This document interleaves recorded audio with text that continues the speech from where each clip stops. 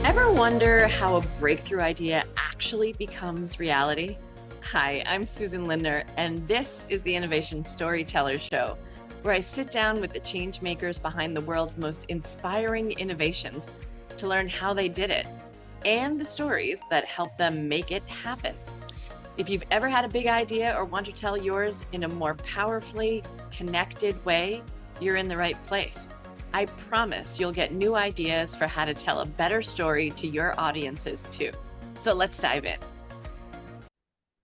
Hey, everybody, welcome back. I'm your host, Susan Lindner, to the Innovation Storyteller Show, where we invite some of the most incredible innovators around the world to not just talk about their innovations, but also the stories behind them and how to get other people on board with your big idea. I had the good fortune to be in LA with an organization called CXO Rise that had me give a talk on innovation storytelling inside of a steakhouse. That was my very first experience of sitting down with cream spinach and asparagus and big steaks and sharing the goodness of innovation storytelling with a group of very incredible CTOs and CIOs, all technical leaders. And certainly the buzzword around the table was AI, as it is in virtually every room I walk into these days. And we got to have a really interesting conversation. And that is where I met my guest, Lea Eriksen, who is the Director of Technology and Innovation and is the CIO for the city of Long Beach, California. One of my favorite towns to go to outside of LA when you really just want to feel like you're in a community and also feel like you're getting away from the hustle and bustle that Los Angeles can really bring to you. I really love Long Beach. So with that, Lea has over 25 years of experience in working in local government. Lea's background includes positions related to economic development, budget and finance, and tech. She has an MBA from Xavier University and graduated cum laude from Miami University. Lea is passionate about advancing digital equity and using emerging technology and data to solve civic challenges in Long Beach. Lea, thank you so much for joining me. Thank you, Susan, for having me on your show. I'm really excited. I'm really genuine about going to Long Beach. I had the good fortune of being able to speak to the chapter in the Society for Information Management chapter in Long Beach and their big surf tech event in San Diego that was, several chapters wide. And so that was just the best. And I have friends who live there too. So Lea, tell us, how did you walk through the innovation house? Because no one really walks in through the front door. How did you get there? Yeah, I'm happy to talk about my background. And first of all, I think I want to start about why I'm in public service. In high school, I had a very influential teacher who really inspired me to work in government.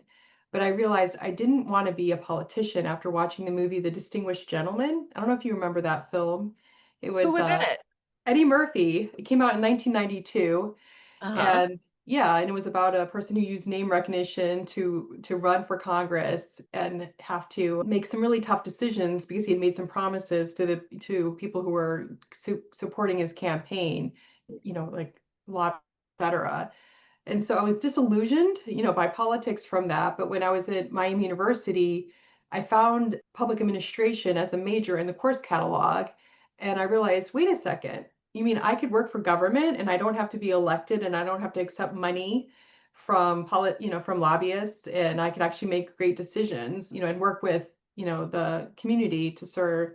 And it was like a whole, light bulb went off and I realized this is, for me. So I basically got my degree in public administration and got to work for the city of Cincinnati for almost 16 years. And in the polar vortex year of 2014, I got recruited to go work for the city of Long Beach, and so I've been in Long Beach since then.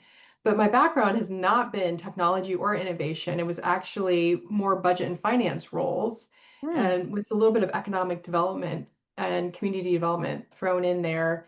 And all of it was focused on really the people and the communities that I serve. But I always was interested and passionate about technology and the power and potential of it. But I don't even remember when innovation even became a term. But I can tell you that when I came to Long Beach, the department that I currently lead was called Technology Services, and it was really internally focused, and it was more of a solution provider to the departments, like our police department or public works or airport. And in, I think it was 2014, the former mayor rebranded it Technology and Innovation and kind of gave it an innovation mandate. But there was no change into the staffing or the people, to actually organize it to be able to be innovative. And so when Hmm. I came into the role in 2018, first as interim and then permanent, that was one of the first things I did was I realized once again, since it's all about people, we need the right people in the right roles to actually bring innovation to this department and the approach to the work.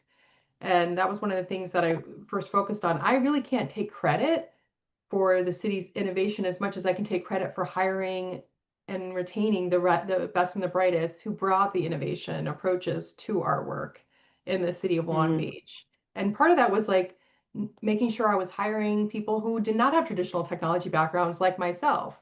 So I had a person with a master's in public health come and work for our team and lead our digital equity work.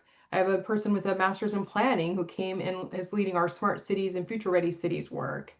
So those are examples of some of the decisions I made, to be where we are today. And one thing I'll mention about Long Beach that I'm really proud of is we have been recognized as the top digital city for 15 years, like in the top 10 for 15 years in a row. But under my leadership, we've been number one for 5 years in a row in our population size. Wow. Yeah, and that's unprecedented in the 25-year history of that program. So our innovation work has truly been recognized, and it's really a credit to the people. And one thing I will say about why I kind of fell into technology was I basically I'm a people focused leader, and I had built relationships throughout city departments, and they needed someone, and I had a leadership role on our ERP project, and they needed someone who can hit the ground running and be an interim director. And I fully intended to go back, to the budget and finance role that I had, but I just fell in love with the team and the mission and the challenge. And I put my hat in the ring for the permanent job, and here I am 8 years later, as the CIO for the city of Long Beach. So, can you tell us a little bit about how you even go about planning innovation for a city? This feels very different than planning innovation for a company. It for sure it is. And governments, I'm really organized. I've only ever known local government, but my understanding of all organizations have bureaucracy and rules, but governments in particular, because we have taxpayer dollars, we have a lot of controls and structures in place and organizational, mandates that we have to follow in, with transparency because we are, we're where you have the right payer, the taxpayer money coming in. And governments can be kind of resistant to change. One thing I didn't mention earlier is the city was fortunate to get an innovation grant from the Bloomberg Foundation, and that was money that was available to cities to kind of stand up innovation teams. But that Bloomberg grant did give us a source of funding for I believe it was 3 years to start the city's innovation work. But it was not housed in my department in the beginning. It was part of the city manager's office. Hmm. And my team was technology and innovation, but didn't have any funding or resources to do the innovation work. And then the innovation team that was funded by the Bloomberg grant was focused on areas like economic development and public safety, which were two of the city's emerging, highest critical priorities. And technology was an aspect of it, but it was not the central focus. And I think that is one of the ingredients of innovation is recognizing that people and process are just as equally as important as technology, to truly bringing innovation. And in fact, it's even more important than technology. Here I am, a CIO, saying that. And, Hmm. a lot of people look at what they look at, for example, at AI, and they're saying, hey, how can we use AI in our city? And what we're saying instead is, hey, how can we solve civic problems or challenges? And maybe AI is not the answer to the question, to that question. And maybe it is in an innovative mindset, a process improvement. It's bringing the right people at the table to make decisions, including like our community members, that kind of thing.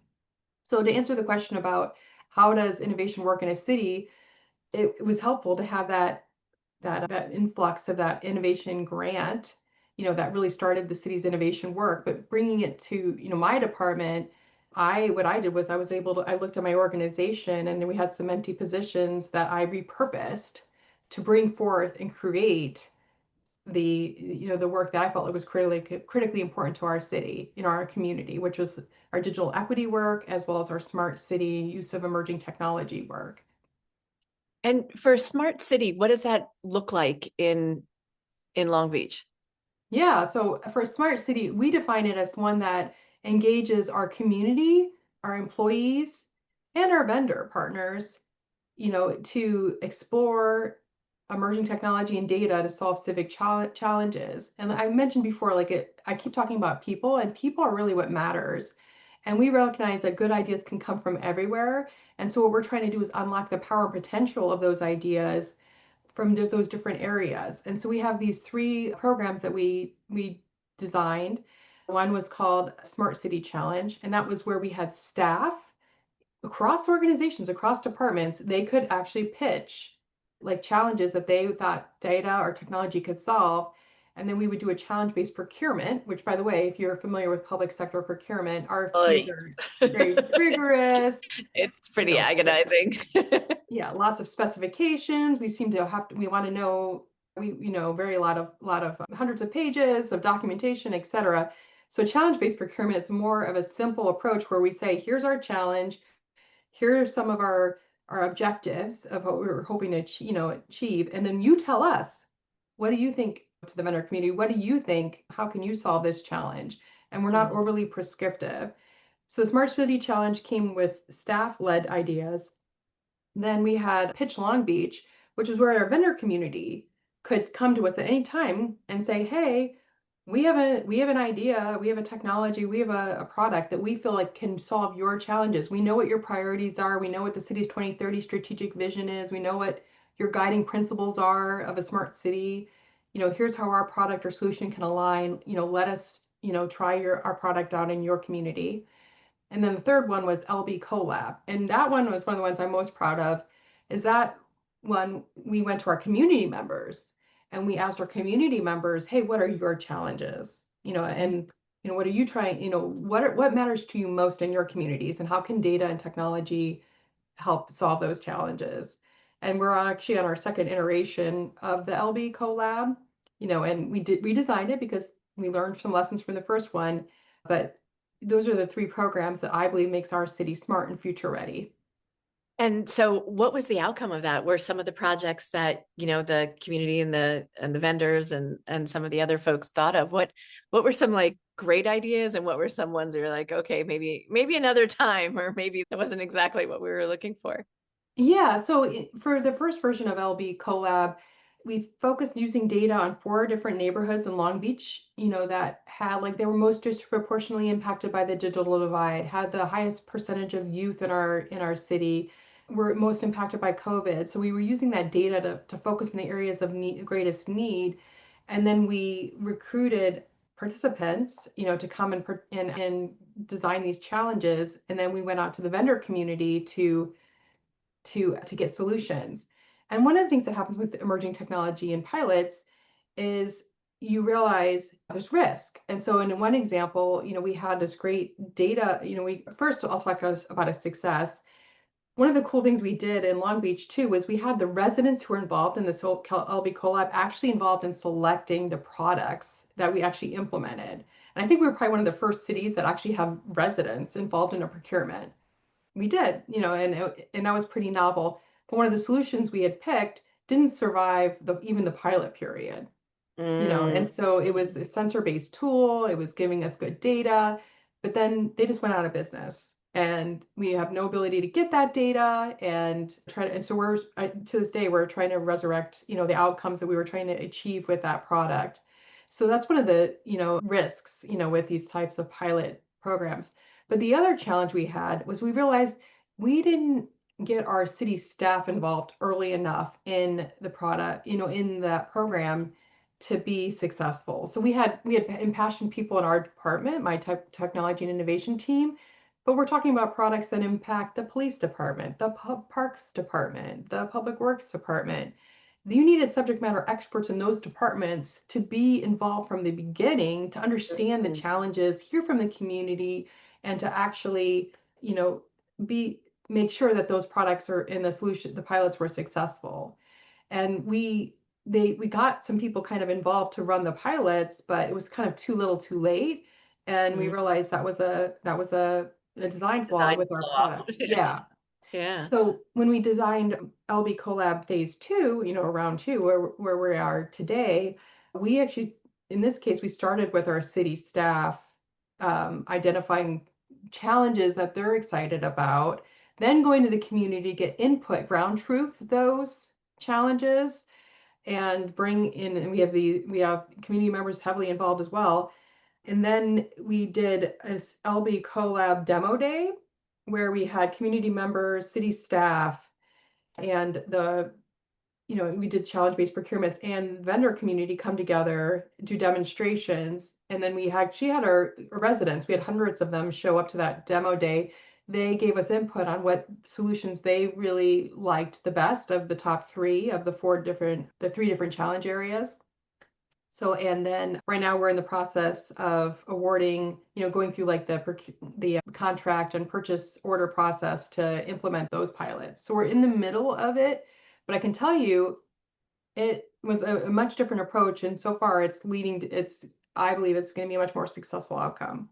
Yeah.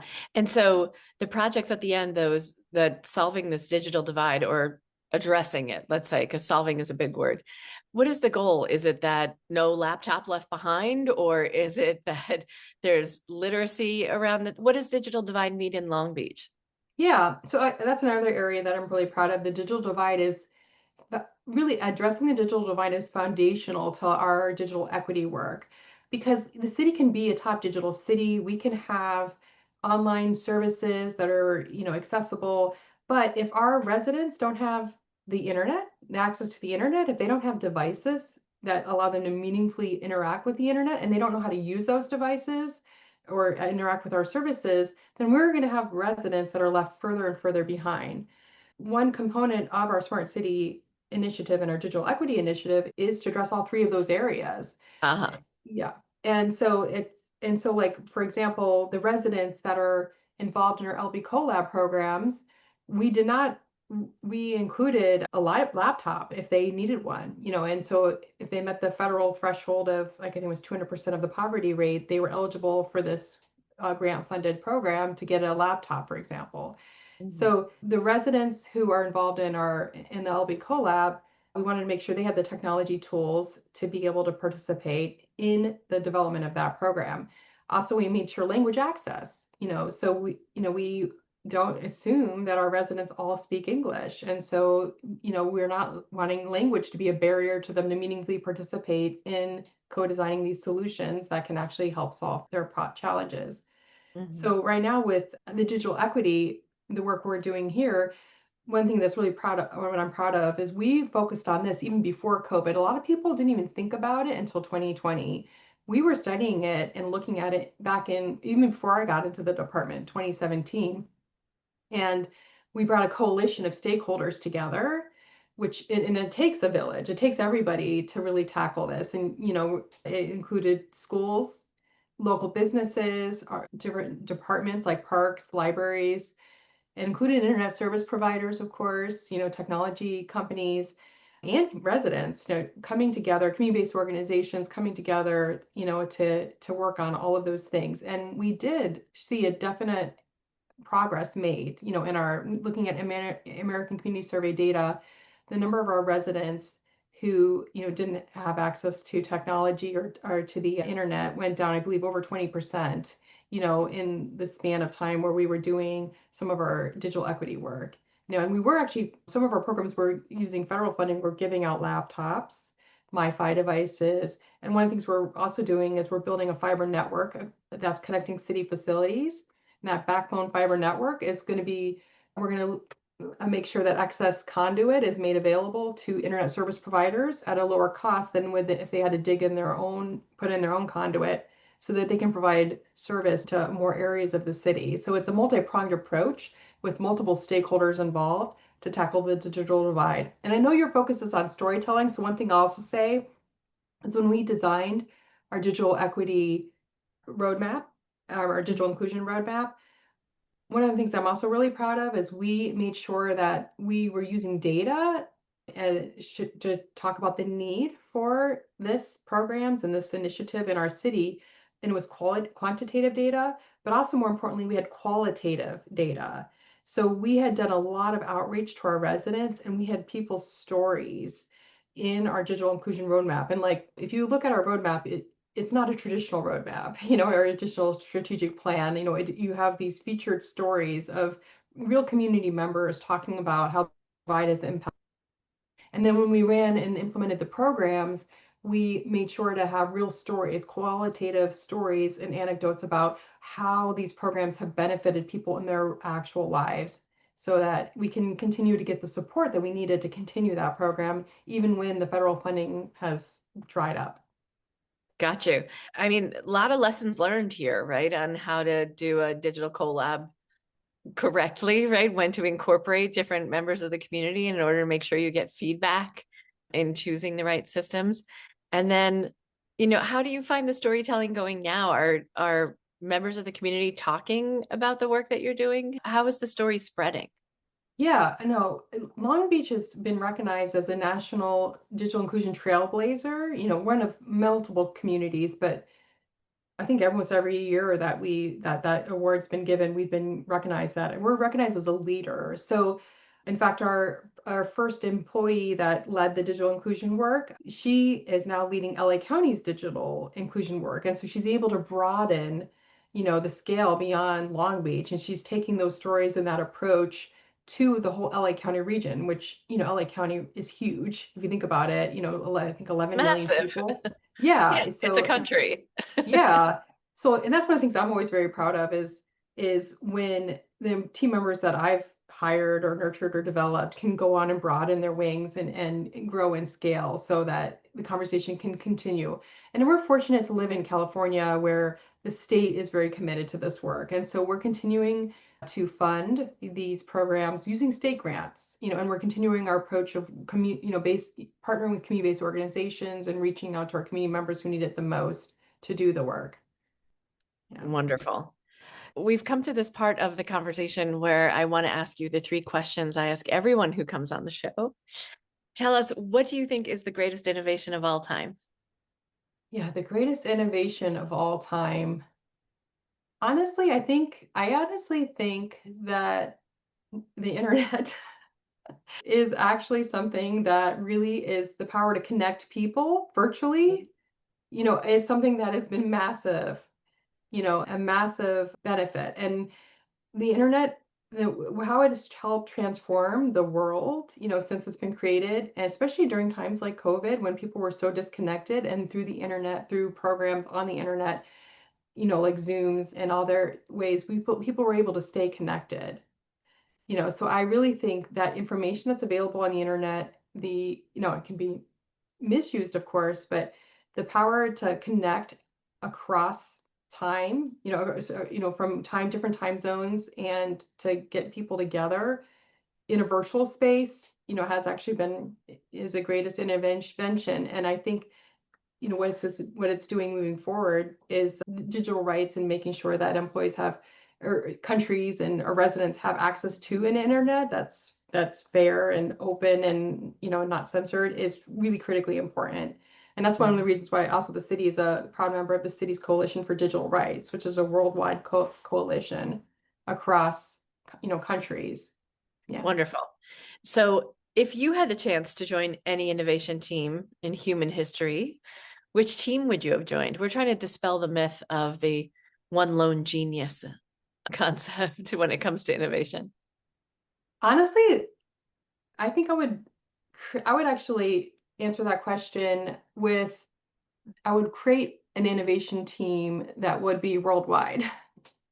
So I'm instead of because I really think that's part of the issue is we have so many jurisdictions and organizations that are so focused on cities or counties or state or federal government. But if we had actually had an innovation team that was truly focused on cross borders, cross jurisdictions, that truly was like more about people focused. Because you think about it, when you look at the world from above, there is no borders. There might be rivers and lakes and counties, but like I do believe in the power and potential of government, but I also think sometimes that these separate jurisdictions are not serving our world, and I think innovation that can span the world, because we are one world, and we have challenges that are crossing borders all the time.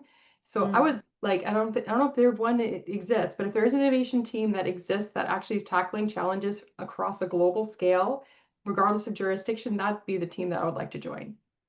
Fantastic. I happen to work with the World Bank, and so we do try to work across as many borders as possible to get stuff done. And lastly, what do you think is the story the world needs to hear right now? I think the story that people need to hear is that they matter. People matter, and that they are part of the solution. I really am a people focused leader. I'm a heart centered leader. One of the things that I've told our technology team in our vision statement is we are the heart of a future ready, secure, and connected city.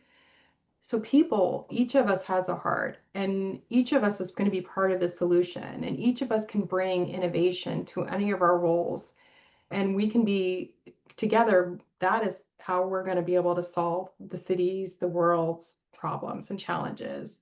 And so never forget that you matter, that can make a difference, and it really does start with you and your heart. And so that's the story I think the world needs to hear right now. Awesome. Lea Eriksen, thank you so much for joining me on the show. If people want to get in touch with you, what's the best way to do that? Well, I'm on LinkedIn so I think LinkedIn is probably the best way, and generally, I will, if someone, especially say if they reference this podcast, I will respond to them with a private message for sure. There you go. There you I go, do get a lot listeners. of vendor pitches, so I steer those to Pitch Long Beach. Fantastic. Lea, thank you so much for joining me today. Thank you, Susan, for having me on your show. I truly hope you enjoyed today's conversation. If you did, be sure to like, follow, and subscribe so you never miss the next story that could inspire your own. And if you want to learn more about me or how I can help you and your team to become master storytellers to get your big idea to its finish line, head over to innovationstorytellers.com and schedule a call with me.